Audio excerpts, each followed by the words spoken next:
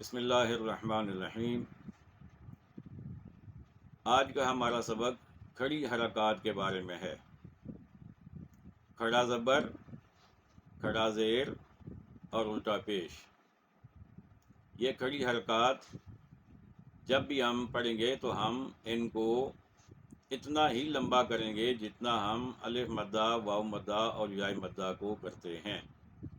وجہ اس کی یہ ہے کہ ان کو قائم مقام کہا جاتا ہے۔ کھڑا زبر قائم مقام الف مدہ ہے، یعنی الف مدہ کے قائم مقام ہے، اور کھڑا زیر قائم مقام یا مدہ، اور الٹا پیش قائم مقام واو مدہ۔